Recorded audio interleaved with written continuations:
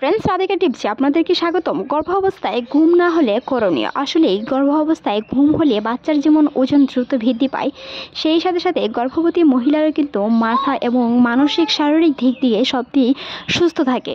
গর্ভাবস্থায় ঘুম খুবই জরুরি, এমনকি ঘুম হলে শারীরিক এবং মানসিক দিকে গর্ভবতী মায়েদের সবসময় প্রস্তুত থাকে। তাই গর্ভবতী মহিলাদের ঘুমানো খুবই জরুরি, তবে অধিক সময় ধরে ঘুমানো আর অনাগত সন্তানের অনেক ক্ষতি হতে পারে। তাই কিছু কিছু নিয়মকানুন মেনে চললে আপনার ঠিক মতো ঘুম হবে। রাত্রের ঘুম গর্ভবতী মহিলাদের খুবই গুরুত্বপূর্ণ, তাই রাত্রে যেন ঘুম আসে সেই সময়টিতে মেনে চলতে হবে কিছু গুরুত্বপূর্ণ টিপস। তাই চলুন মূল আলোচনায়।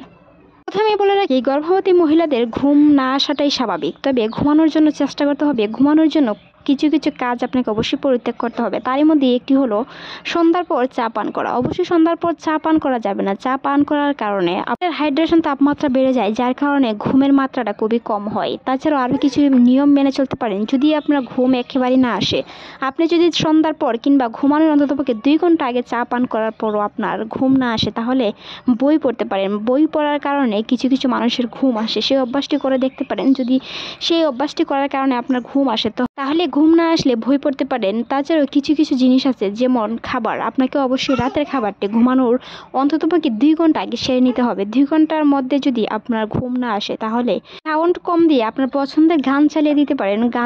অনেকেই গান শোনার সাথে সাথে ঘুমানোর অভ্যাস রয়েছে, তবে মিউজিকটি অবশ্যই অল্প পরিমাণে দিয়ে ঘুমানোর চেষ্টা করুন। রাখবেন, গর্ভবতী মহিলাদের ঘুম যেমন জরুরি, সেই সাথে সাথে প্রচুর পরিমাণে ঘুমালেও কিন্তু বাচ্চার ক্ষতি হয়। অন্ততপক্ষে দিনে 2 ঘন্টা ঘুমান।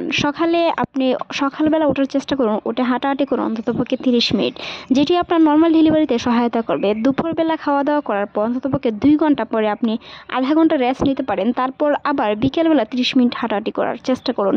প্রতিদিন ঘরের কাজে অ্যাক্টিভ থাকুন, তবে টুকটাক কাজ, বাড়ি কাজ এড়িয়ে চলার চেষ্টা করুন। মনে রাখবেন, যে বাড়ি কাজটি করলে আপনার গর্ভপাত পর্যন্ত হতে পারে, সেটি অবশ্যই এড়িয়ে চলার চেষ্টা করুন। ঘরের হালকা পাতলা কাজে অ্যাক্টিভ থাকতে পারেন, যেটিতে আপনার শরীর ক্লান্ত লাগবে। এমনকি হাঁটাহাঁটি করার ফলে আপনার শরীর ক্লান্তবোধ হয়ে অবশ্যই রাত্রে ঘুমটা ঠিক মতো হবে। আপনি যদি সারাদিন শুয়ে বসে থাকেন, সেই সময় কিন্তু আপনার রাত্রের ঘুমটা নাও হতে পারে। তাই দিনের বেলা কম ঘুমিয়ে অন্ততপক্ষে হাঁটাহাঁটি করার চেষ্টা করে, ঘরের টুকটাক কাজ করে, বাড়ি কাজ এড়িয়ে চলে যদি আপনি থাকতে পারেন, তাহলে আপনার শরীর ক্লান্ত লাগার কারণে অবশ্যই রাতের ঘুমটা ঠিক মতো হবে। আর রাতের ঘুম হওয়ার কারণে একটি অনাগত সন্তানের ওজন যেমন দ্রুত বৃদ্ধি পাবে, সেই সাথে সাথে আপনার বাচ্চাদের নিচ দিকে নেমে আপনার নর্মাল ডেলিভারিতে অনেকটাই সহায়তা হবে। অবশ্যই দুশ্চিন্তা করা যাবে না। দুশ্চিন্তা করার কারণে কিছু কিছু সময় কিন্তু ঘুম নাও হতে পারে, আর এই ঘুমটি না হওয়ার কারণে আপনার অনাগত সন্তানের সমস্যা হতে পারে, যেটি নর্মাল ডেলিভারিতে খুবই বিরাট ভূমিকা রাখে। তাই অবশ্যই দুশ্চিন্তা মুক্ত থাকুন। প্রিয় মানুষদের সাথে হাসি খুশি কথা বলুন। আপনার যে কোনো সমস্যার কথা আপনার প্রিয়জনকে বলুন। আপনার ডক্টরের সাথে খোলামেলা কথা বলার চেষ্টা করুন। 1 মাস পর আলট্রাসাউন্ড রিপোর্ট করে দেখতে পারেন আপনার নবজাতক কিংবা আপনার অনাগত সন্তানটি সঠিকভাবে বা সঠিক পজিশনে আছে কিনা, সুস্থ আছে কিনা। একজন সুস্থ মা, একজন সুস্থ সন্তান। চা কফি এড়িয়ে চলতে হবে, গরম খাবার এড়িয়ে চলতে হবে। সন্ধ্যার পর কোনো ধরনের টেলিভিশন দেখা যাবে না।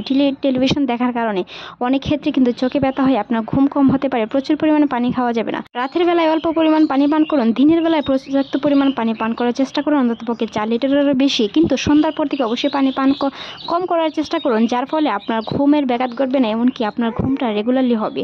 যদি আপনি সন্ধ্যার পর প্রচুর পরিমাণে পানি পান করেন, সেই হিসেবে আপনি কিন্তু একটু পরে পরে বাথরুমে যাওয়ার অভ্যাস হতে পারে, যেটি আপনার ঘুমের ব্যাঘাত ঘটায়। সেই সময় কিন্তু আপনার ঘুম ভেঙে গেলে দ্বিতীয়বার ঘুম আসতে খুবই কষ্ট। একজন গর্ভবতী যদি ঘরের টুকটাক কাজে অ্যাক্টিভ থাকে, সঠিকভাবে হাঁটাহাঁটি করে, অবশ্যই তার শরীর ক্লান্ত লেগে রাত্রেবেলায় ঘুম আসবে। তাই পর্যাপ্ত পরিমাণ পানি পান করুন। দিনের বেলা যতটুকু সম্ভব ততটুকু পানি পান করার চেষ্টা করুন। টক জাতীয় খাবার এড়িয়ে চলার চেষ্টা করুন। টক জাতীয় খাবার খাওয়ার কারণে আপনার অনাগত সন্তানের ক্ষতি হতে পারে।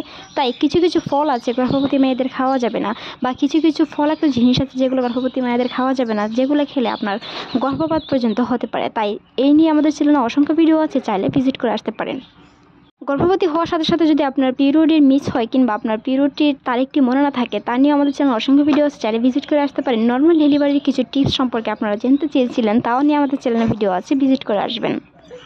হাসি খুশি থাকার কারণে আপনার অনাগত সন্তান আপনার সকল অনুভূতি বুঝতে পারেন। মেডিকেল অধ্যাপক ডক্টর জাকিয়া সুলতানা জানিয়েছেন, একজন মায়ের প্রায় 3 মাসের পর থেকে তার সন্তান তার সকল অনুভূতি বুঝতে পারেন। অর্থাৎ একজন মায়ের হাসি কান্না, এমনকি তার মন খারাপ, সকল অনুভূতি একজন অনাগত সন্তান বুঝতে পারে। তাই মায়েদের হাসি খুশি থাকতে হবে, এমনকি সবসময় হাসি খুশিভাবে প্রিয়জনদের সাথে কথা বলুন। এমনকি আপনার অনাগত সন্তানের সাথে কথা বলুন, যেটি আপনার অনেকটাই সুস্থ সন্তান হওয়ার লক্ষণ। এমনকি আপনার সন্তানটি সঠিকভাবে নড়াচড়া করছে কিনা সেই বিষয়টিও খেয়াল রাখতে হবে। হবে, শুধু ঘুম ঘুম নিয়ে চিন্তা করলে চলবে না। একজন সুস্থ বাচ্চা মায়ের গর্ভে প্রায় 10-12-এরও বেশি নড়াচড়া করে বলে জানিয়েছেন বিশেষজ্ঞরা।